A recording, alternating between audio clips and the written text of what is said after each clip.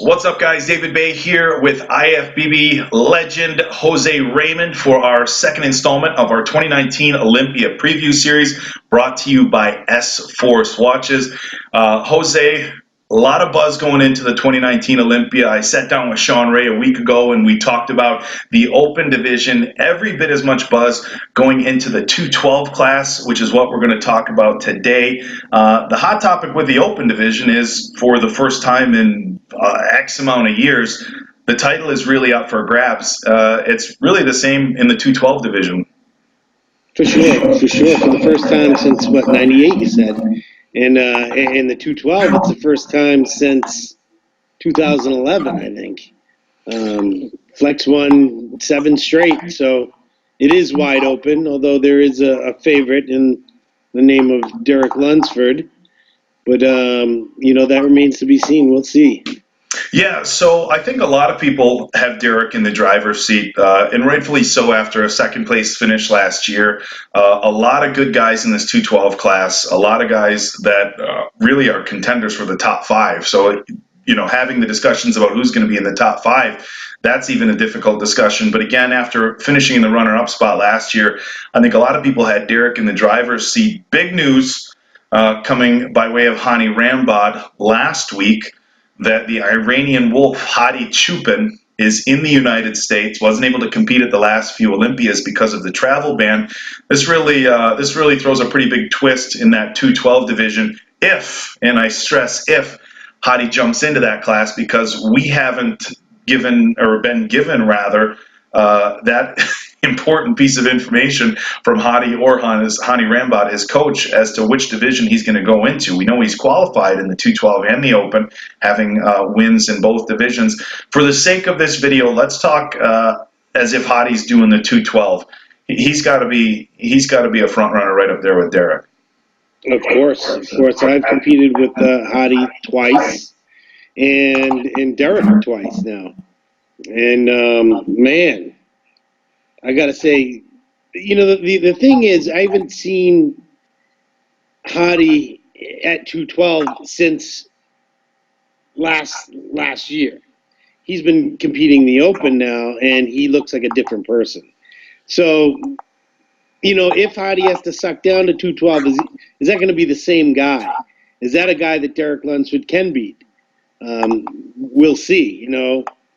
Derek has structure for days, where Hadi has muscle and condition for days. Derek has definitely been putting in the work. He carried himself this year as Mr. Olympia in his mind. So I think he's going to be a totally different version from last year. He's a young kid. His muscle maturity is only going to get better. So I really would love to see that. At the same time, I'd love to see Hadi in the Open as well. But if we do see him in the 212, if I had to bet, I would probably bet on him. Yeah, and I mean, this is one of those situations where we look at how a bodybuilding show is judged. We're judging on mass, we're judging on proportions / symmetry, and we're judging on conditioning. And I think this is really a juggling act. If we're and no disrespect to the other competitors, obviously Kamal, last year's Arnold Classic 212 champ, the third place finisher behind Derek and Flex last year. We know he's going to be right up there. But just for the sake of this video, if we can talk about 1 and 2 to begin with, I think muscularity wise, I think Derek looks like he's put on some really good size, and so I think Derek can hang or is equal with Hadi in that department. I think structurally, I would give Derek a bit of an advantage from a conditioning standpoint. I don't know that we've seen anybody in the IFBB this year come in with the level of conditioning that we've seen Hadi. So if we're going, a muscularity standpoint, maybe a toss-up, especially as you had brought up with Hadi pulling down to 212. From an aesthetic standpoint, I think I give Derek the edge. From a conditioning standpoint, based off what we've seen in the past, you got to go with Hadi. This puts the judges in a pretty tight spot as far as picking a winner. Absolutely. One thing I want to say is everyone keeps alluding to Hadi as being blocky, and he's not very aesthetic. What I saw on stage in Vancouver was very aesthetic. He's not blocky. He's so big at that height. When he hits a front double, he pulls a vacuum. He can do a legit vacuum. he can, suck that stomach in, and I don't find him blocky at all. I think he's got great aesthetics. Now, compared to Derek is arguably the most aesthetic bodybuilder we got out there, But I don't find Hadi to be blocky. I was blocky. Hadi's not. He's got wide shoulders. He's got he can pull that vacuum. He's good. And on another note, you mentioned Kamal. Kamal is going into this show with plans of winning. Because Kamal, the only time he faced Hadi, he beat him. So, he's got the confidence. Granted, that wasn't a Hadi from this year. Kamal also alluded to beating Eduardo Correa at the World Championships. Kamal's beaten everyone. Yeah, and I think everybody's excited to see Eduardo back on stage, a name we haven't seen on the Olympia stage for a handful of years. He's been as high up as the runner-up spot, a guy well known for extreme conditioning. So Eduardo's got to be in that discussion, even though he's a little older, not quite the same proportions as we're going to see from Hadi or Derek or Kamal. He's still a guy that has to be in people's first call-outs, I would imagine. Oh, he'll be first call-out. I couldn't imagine it any other way. I would assume that Eduardo and Hadi would be the two most conditioned guys. Let's do this. Let's play hypotheticals. I'll give you anywhere between 4 to 7 guys. Give me a first call out. Derek, Hadi, Eduardo, Ashkenani, Kamal. Not in that order, but that's 5, right? So David Henry's not in that first call out. He will be, because they never call out just 5. They never call out just 5. I mean, this just goes back to the buzz and the excitement that surrounds this year's Olympia, because like I said, even if we put a couple of guys in that front runner spot, even that first call out is very exciting. Look, David Henry, as far as I'm concerned, has the most impressive upper body in that 212 division. I think his back shots and his most muscular are just out of this world. Obviously, he's a little bit top heavy. Conditioning is never an issue with his legs, but if we're being real, for as great of a champion as he is, I don't know he's going to be able to hang with those top 2 or 3 guys, but he's certainly a first call out guy. Eduardo Correa, same thing, phenomenal upper body, just a little bit slight in the leg department. But there's a couple other guys that I think we could see jump in here. We saw John Jewett, USA champion from a few years ago, win in Tampa just a month ago. Now, John really shocked everybody. He went from a middleweight, I believe it was the 2014 or 2015 USAs, and the next year was a peeled to the bone heavyweight, won that heavyweight class, but wasn't really ever able to get back to that level of conditioning as an IFBB pro that we saw him at the USAs. And I think sometimes, and this is a discussion we've had, guys are compared against previous versions of themselves and not necessarily the lineup they're in. Now in Tampa, we saw John looking very good. Still, I don't think he's as lean as he was at the USAs, but in his progress pictures, it looks like John's really had the pedal to the floor since Tampa. Is John a guy where if he really nails it for the USA, he can be on that outside of that first call out, or is he's still got some work to put in before we can put him up with that group? Sure, he's got plenty of muscle. He's got plenty of condition. His his taper is good. He got great legs. I don't see why not. It just matters on that day. There's a bunch of guys on that outer edge. And just before I move on, if David Henry's 100%, he can be as high as top 3. Absolutely. If he's at his best, I don't want to slight him at all. But with Jewett, I think Lloyd Dollar, I think someone like Aaron Pilates, this kid's physique is nuts, and he gets really hard. He's from Australia. It's the first 212 out of Australia. And this kid he's young. He's a shorter guy. I think he won in New Zealand, but he was knocking on the door too. Maybe in Indianapolis. He was top three or something. Okay, yeah, I'm not quite sure the results there. I'm looking over this list, and it's funny, we've been talking about the top five in the first callouts and John Jewett, and we have guys like Sean Clarita, Zane Watson, Hidetada, Yamagishi that haven't even been brought into the discussion yet, which again just speaks to the depth, and certainly no disrespect to those guys. I think Hidetada at his best can certainly be a first callout guy. Sean Clarita really came on strong last year. I believe, was Sean sixth or seventh last year? I think he's sick. Yeah. And Sean Clarita is one of those guys where every year when you think this is probably as big as we're going to see Sean on that frame, he seems to come out and just add another layer of muscle and really impress people. And for a guy who turned pro as a bantamweight to be even in a discussion at an Olympia level, I think speaks volumes about his work ethic and the things he's been doing. A little bit of a quiet off season for Sean.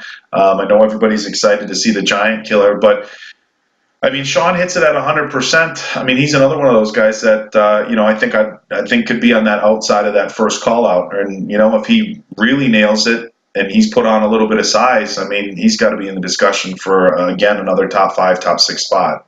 Without a doubt. If Sean is 100% and improved, he's someone that will likely bump Eduardo because of Eduardo's injuries and the height.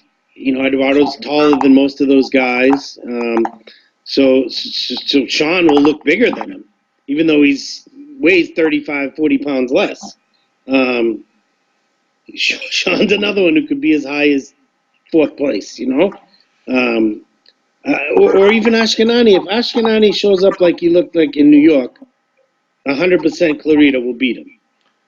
Yeah, and Ahmad's an interesting guy, and again, here's a guy who's gotten, second at the Olympia, and he seems like he's kind of fallen to the back of our discussion here, in light of, talking about Derek and Hadi, but if either of those two guys slip a little bit, and Ahmad's at 100%, he's a guy that we saw as high as second place at the Olympia. He's got to be in the discussion as far as who can walk away with the title as well. Of course. He's got that crazy upper body, the crazy width. It's just a matter of getting that separation in the quads. Even his hamstrings are okay. Side leg is crazy. Right. Just needs that sweep, not even more sweep, just more separation in the quads. And he's got to be careful not to be too heavy because, that stomach starts becoming an issue with him. But yeah, I don't see why he wouldn't be a top three guy. And the judges love him because he is like a combination of crazy mass with the crazy taper. Yeah, that when he turns around and hits a rear lat spread, he looks like a guy he could be competitive in the open in that shot. I mean, it's just insane. So, but I just some of his injuries are healed. There was something weird going on in New York where he was posing really high like this. Like, I don't know if it was a shoulder problem. Okay. If he fixes that and gets back to what he does best, and he's easily I think he'd be first call out no matter what. But age catches up with us all, and injuries, and I think he's been battling something. But hopefully he'll be 100%.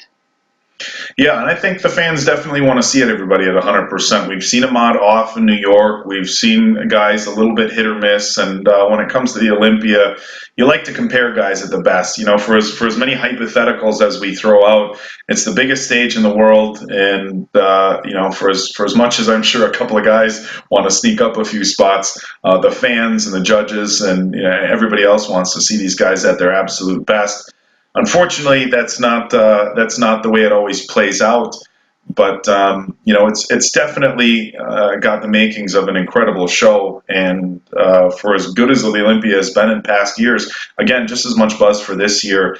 I think, with some fresh new faces, obviously Hadi, Ahmad coming back, Derek Lunsford with another year and a vacant title. So the first time in a long time we're going to hear and new in that 212 division.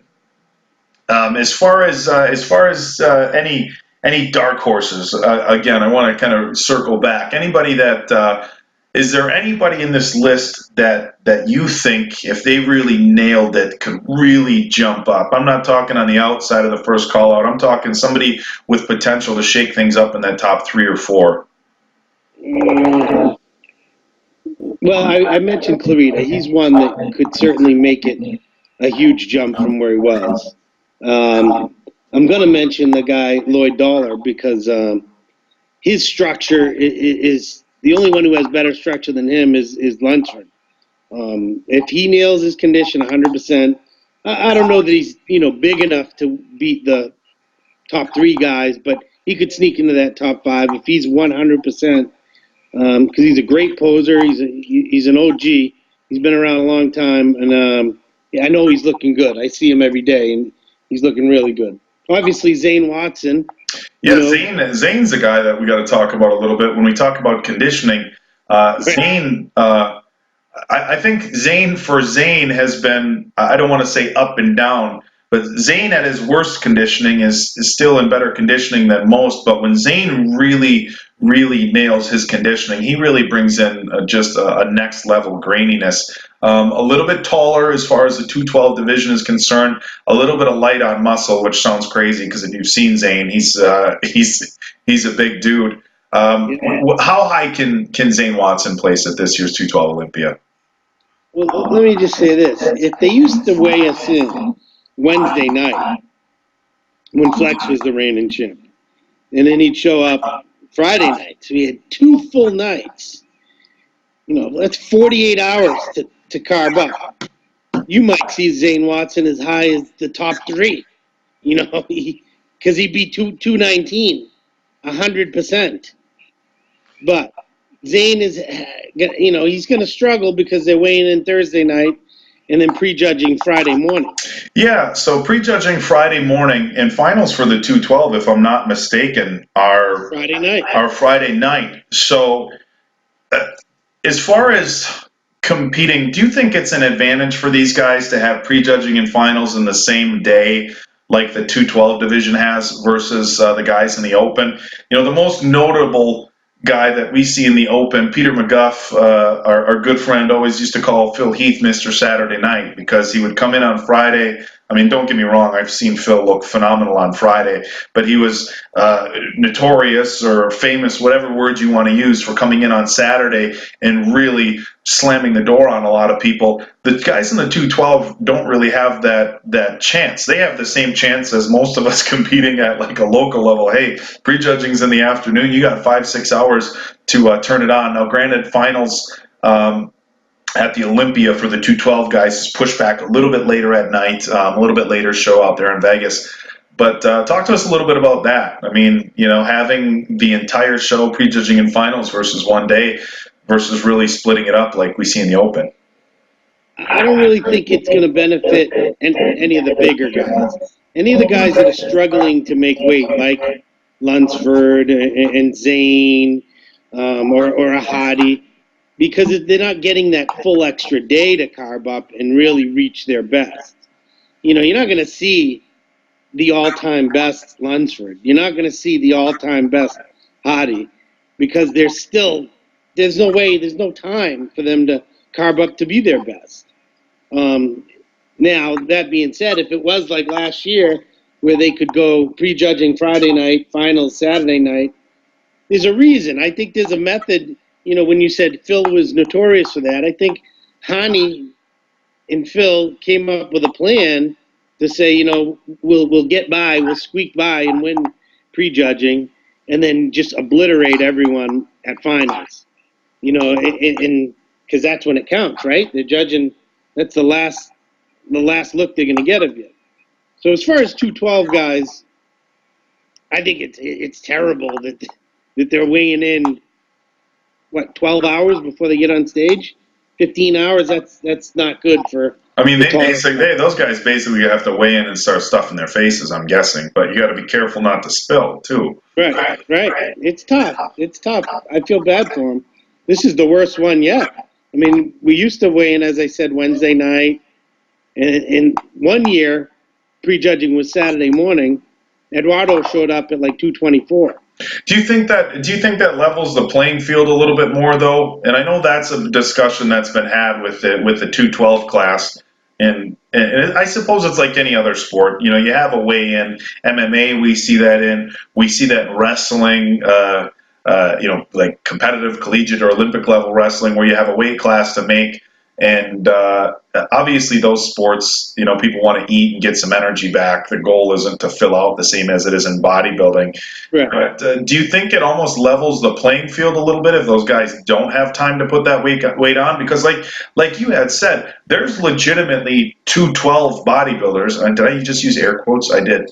212. There's 212 bodybuilders that are getting on stage at well over 220 pounds. And you know, I suppose all you have to do is step on that scale to and make that say under 212, but that's not the reality of what these guys are weighing when they're getting on stage. Do you think it makes it a little bit more even for maybe some of the smaller guys who don't fill out as much, having the weigh-ins a little bit closer to showtime? Yeah, for sure. For sure. I would have loved it if Flex didn't have 48 hours to carb up. You know? Because it didn't affect me. I would weigh in at 210, and then I'd be 205 by the time I got on stage. Okay. I would lose weight. Okay, sure. These bigger guys gain weight. You know, it's a difference. So come showtime, there might have been a discrepancy of over 10 pounds between me and those guys. Yeah, which which in the open is expected. You know, guys can Right. cut water, carb up, so we see weight fluctuations. Obviously, in a weight restricted division, it's a little bit different. So, but I know the same discussion has been said for classic physique as well, where the height weight restrictions that they have is designed to keep these guys at a certain size, and some guys also jumping in classic 10 to 15 pounds over what they weigh in at. So definitely creates an interesting dynamic. I think it creates a little bit more of a challenging game plan for these competitors, but all these guys got good coaches, good crews in their corners. So I'd like to think they're going to try to bring it the best they can, and certainly as a media person in the industry and as a fan, we hope they all hit home runs. So.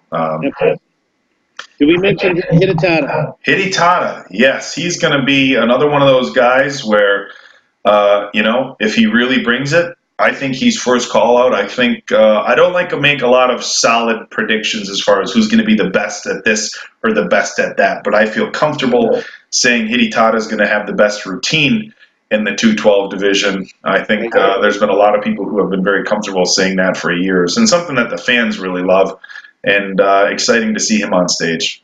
Yeah. Hide will be ready, he'll be in shape, and he'll be posing impeccably. Where that lands him, I don't know, but I'm always excited to watch him. He's kind of a goosebumps kind of routine, you know?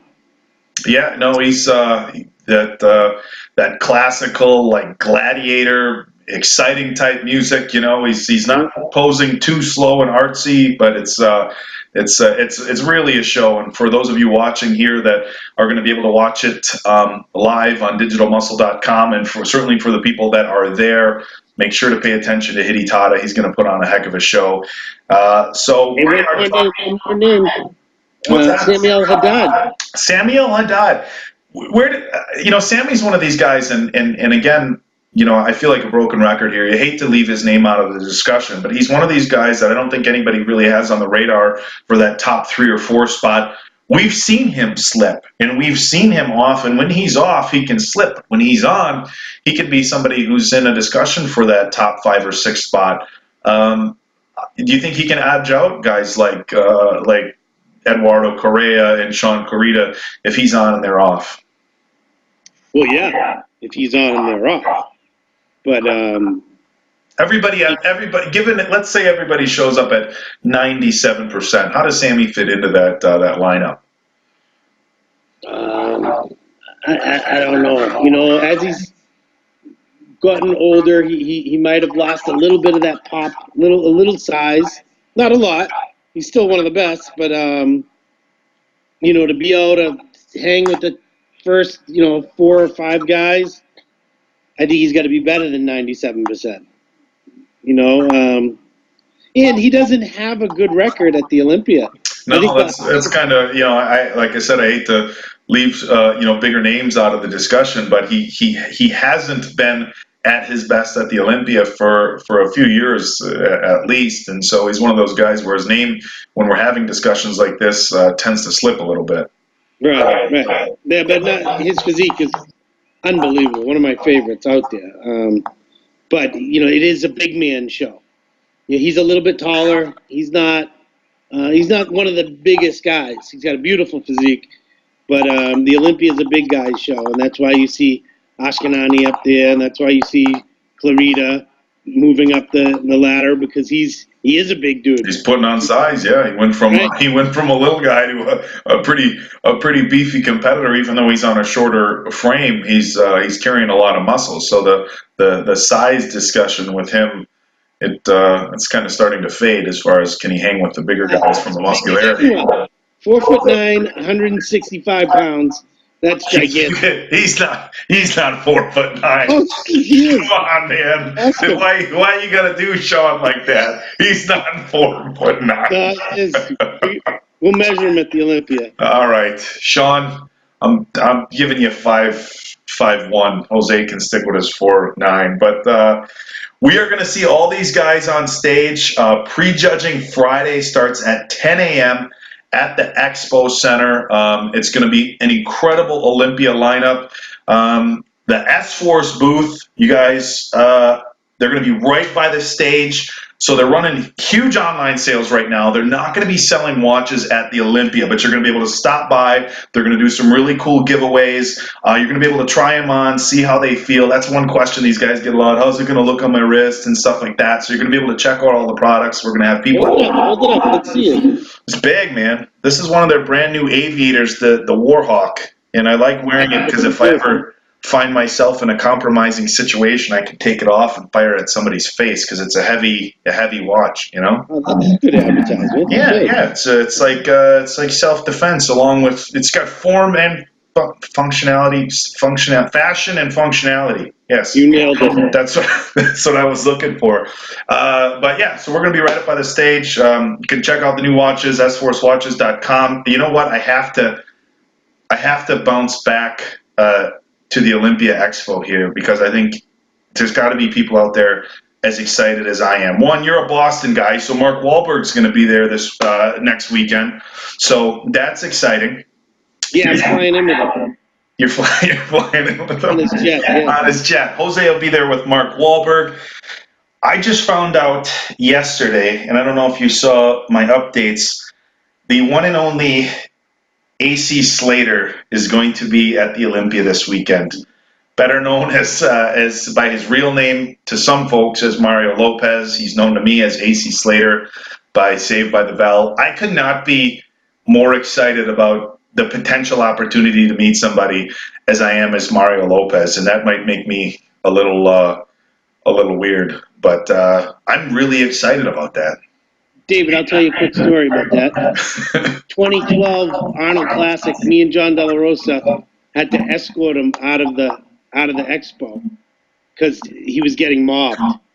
And I was going to say, did Mario Lopez get out of line and they hired you and De La Rosa as bouncers? Hey, you got to leave. So was he just getting mobbed at the booth or what? Yeah, he was there with like Access Hollywood. Oh, okay. I mean, the dude is as tiny as can be. He's probably your height, and he's like 150 pounds. Yeah, he's there with Celsius. So he's going to be at the Celsius booth. So shout out to those guys. So he's going to be there for a few hours, I believe, on Saturday. I think there said you can see it on the Celsius Instagram page. But I can't imagine he's not going to have a mob of people because he's somebody, if look, a lot of the bodybuilding fans that are there for the actual competition are people in our age range who, unless you lived under a rock, you watched Saved by the Bell. You get the younger people who know him from all his media stuff that he does now. And, he's just, God, I feel like, I'm going to be doing some media work for Muscle and Fitness. Do I wear a Muscle and Fitness shirt or do I wear my Bayside Tiger shirt? Oh, I would wear that. I have a couple of Bayside Tiger shirts. I just don't want him to like get creeped out like too much because I feel like even discussing this on the video is a little creepy. It is. It's not as creepy as when you were telling me about your favorite scene on Nip Tuck when he was in the shower. That was good. That was really creepy. I've never even watched that show. You Not, told me about it. You said to I've see his literally veins. never watched Nip Tuck ever. Well, go watch it. Mario Lopez is naked in the shower. Oh, well, in that case, You're gonna love it. you're gonna love it. But so And he's there we wearing have it. A stacked Olympia 212 lineup. Mario Lopez at the Celsius booth. We're gonna have the booth from S Force down by the stage. You guys can check them out. They're gonna be doing giveaways and stuff like that. But Jose, as always, appreciate your time.